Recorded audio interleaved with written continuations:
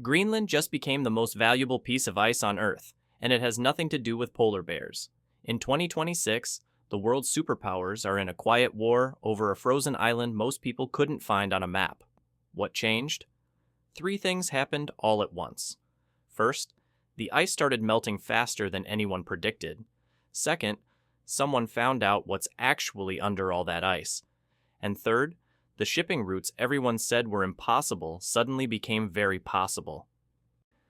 Let's start with what's buried beneath Greenland's ice sheet. We're talking about rare earth elements.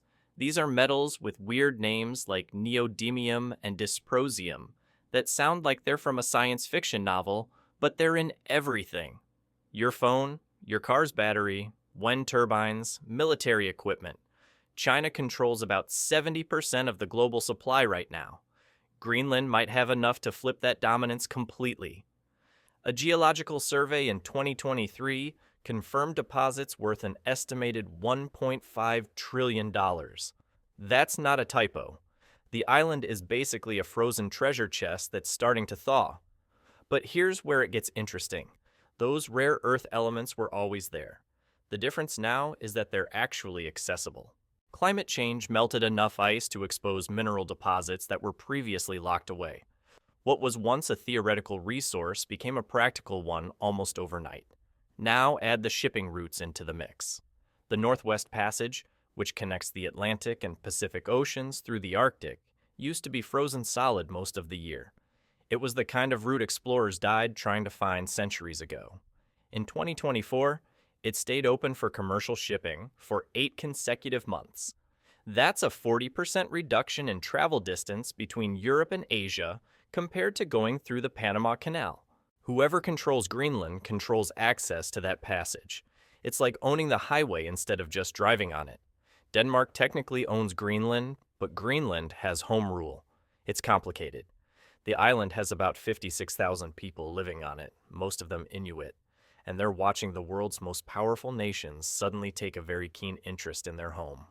In 2019, President Trump tried to buy Greenland outright. Denmark said no. That wasn't the end of the conversation, though. It was just the beginning. China's been making moves too. They've invested in mining projects and infrastructure. They tried to buy an abandoned naval base. They've offered to build airports. Every move is strategic. Every investment has strings attached. Russia's not sitting this one out either. They've been expanding their Arctic military presence, building bases, conducting exercises.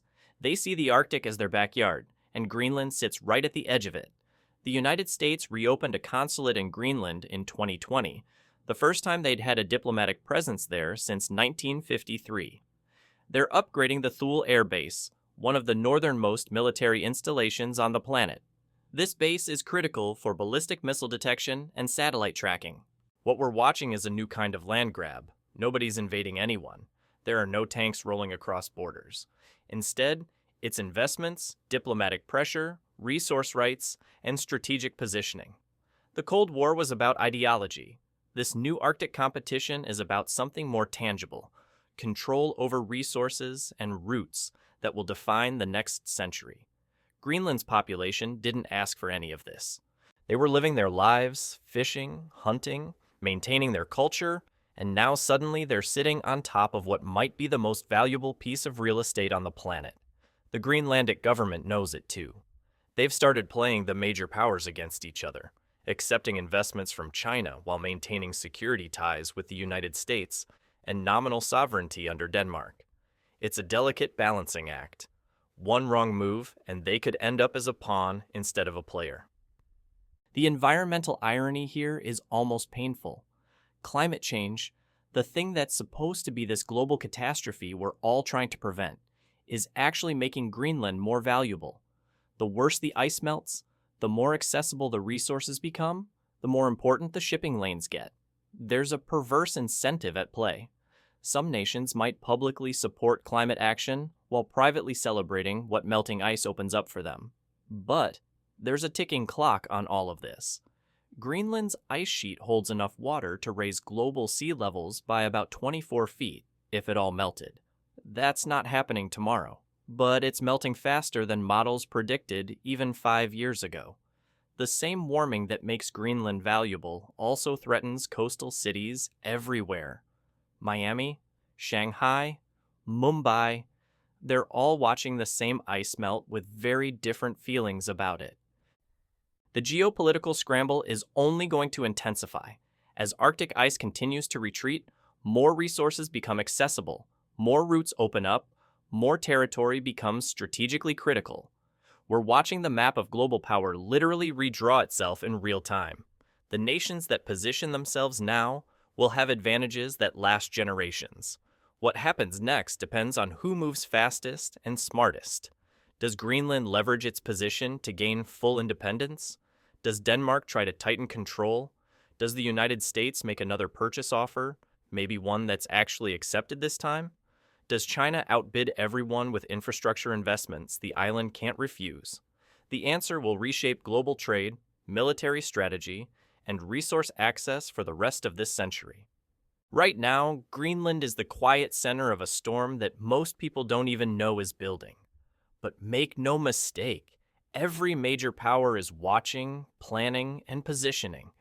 The ice is melting, the resources are there, the routes are opening. The only question left is who ends up controlling it all. And that question is getting answered right now, whether we're paying attention or not. And the really unsettling part? This is just the beginning. Antarctica has 10 times the land mass, and nobody really owns it yet. If Greenland's teaching us anything, it's that frozen wastelands don't stay worthless forever. The scramble for the poles is the defining resource competition of our time, and most people still think it's just about penguins and research stations.